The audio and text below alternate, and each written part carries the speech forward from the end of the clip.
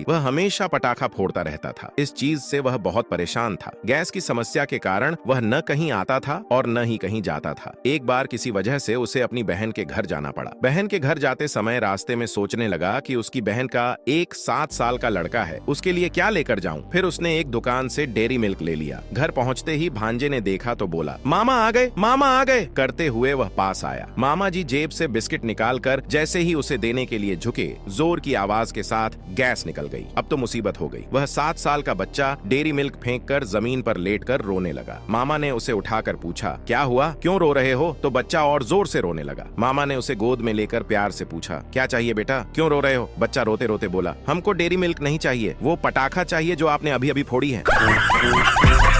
एक समझ माफ कर देना। तो एक दिन देर रात के समय एक लड़की अपने कमरे में बैठी मोबाइल चला रही थी। तभी उसका फोन बजता है। अनजान नंबर देकर लड़की डर गई, लेकिन उसके बाद हिम्मत करके उसने फोन को उठाया और बोली कि हेलो, कौन हो तुम? सामने से एक आदमी की आवाज आई कि हेलो, मेरी बात तो सुनो। लड़की गुस्से में बोली कि मुझे कुछ नहीं सुनना, मैं शादीशुदा हूँ और मेरे पति बहुत अच्छे इंसान हैं, मुझे वापस फोन करके तंग मत करना, क्योंकि मैं अपने पति से बहुत प्यार करती हूँ और उनसे शिकायत कर दूंगी। फिर आदमी ने जो बोला उसे सुनकर तो आप हंसी रोक ही नहीं पाओगे, लेकिन वो सुनने से पहले आपको 24 घंटे यानी एक दिन के अंदर किसी से पैसे मिलेंगे। अगर आपने अगले 3 सेकंड में वीडियो को लाइक और चैनल को सब्सक्राइब कर दिया तो 3, 2, 1। तो आदमी हंसने लगा और हंसते हुए बोला कि अच्छा अच्छा, और वो आपका पति हमारे पास ही है। लड़की चौंक कर बोली कि ये क्या बोल रहे हो? आदमी बोला कि मैं सिटी थाने का ऑफिसर बोल रहा हूँ, अपने पति को आकर ले जाओ। किसी लड़की को छेड़ते हुए पकड़ा गया है।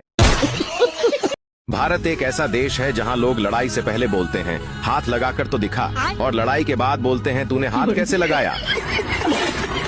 एक बस के पीछे लिखा था, खुदा ने चाहा तो मंजिल तक पहुंचा दूंगा, अगर नजर झुकी तो माँ कसम खुदा से ही मिला दूंगा, चली तो सुपर नहीं तो सारे ऊपर। औरत को बस 3 सुख चाहिए, सुंदर काया, पर्स में माया और एक आवाज में पति बोले आया।